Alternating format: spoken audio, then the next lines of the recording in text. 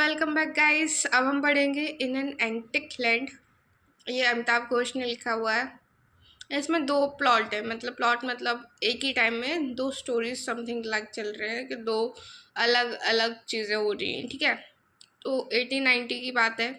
लतीफ़ा village है कहाँ, Egypt का। तो उसमें अमिताभ घोष एक यूनिवर्सिटी में पढ़ रहे होते हैं, यूनिवर्सिटी ऑफ अलेक्जेंड्रिया। वहाँ पे पढ़ रहे होते हैं और थीसिस लिख रहे होते हैं अपनी। थीसिस मतलब कि जो पीएचडी करते हैं लोग, तो वो अपना पूरा एक्सपीरियंस लिखते हैं। ठीक है, तो वो एक्सपीरियंस लेने के लिए लतीफ़ा विलेज जाते हैं, वहाँ रहते हैं। वो काफ़ी कुछ सीखते हैं लोगों से, और वहाँ के लोग उन्हें प्रेशराइज करते हैं कि इस्लाम धर्म में कन्वर्ट हो जाए, पर वो ऐसा करते नहीं। ठीक है, फिर वो दूसरे गांव में चले जाते हैं जिसका नाम था नशावे। ठीक है, वहाँ की लाइफस्टाइल नोटिस करते हैं, सब कुछ अपनी थीसिस में लिखते हैं, ईच एवरी डिटेल्स जो वहाँ हो रहा होता है। ठीक है, उसके बाद में क्या होता है, वो अपनी थीसिस कंप्लीट करके अरेबिक सीखने चले जाते हैं अपनी यूनिवर्सिटी में। जो बैन यूजी करके एक मास्टर हैं उनके, उनसे सीखते हैं। और फिर 1988 में जब वो अरेबिक सीख लेते हैं, अरेबिक और डायलेक्ट्स वो सीख लेते हैं लैंग्वेज, तो उसके बाद वो उन्हीं दो गाँव में दोबारा से विजिट करते हैं।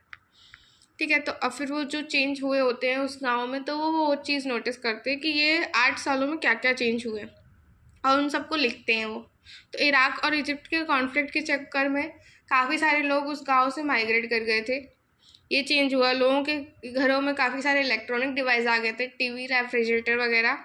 वो इन सब का यूज़ करने लगे थे, और लोगों के मन में जो लॉयल्टी रहती थी कंट्री के लिए, वो भी ख़त्म हो गई थी।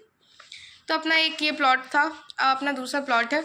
इसमें क्या होता है कि जो अमिताभ घोष हैं उनको एक जूइश ट्रेडर की मैन्यूस्क्रिप्ट मिलती है। मैन्यूस्क्रिप्ट मतलब उसके हाथ से लिखी हुई पुराना डॉक्यूमेंट मिलता है।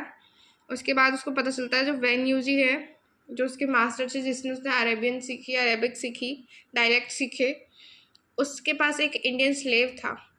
तो पहले तो ये मैन्यूस्क्रिप्ट किसी की नज़र में नहीं आई, तो फिर 7th सेंचुरी में लोगों ने इसको पढ़ना शुरू किया था।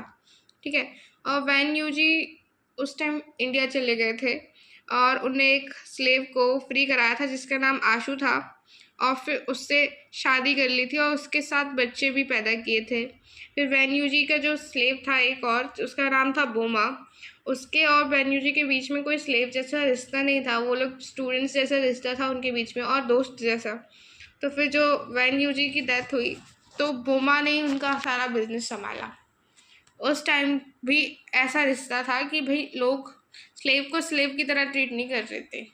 एक कॉलोनाइजेशन के टाइम से स्लेव को स्लेव की तरह ट्रीट करने लगे, वरना तो लोगों के मनों में भावना थी, मतलब सद्भावना थी लोगों के लिए कि हाँ ठीक है, नौकर नहीं है, सबको एक समान मानते थे लोग। पर ये कॉलोनियल रूल के बाद लोगों में ये डिस्क्रिमिनेशन ज़्यादा आ गया।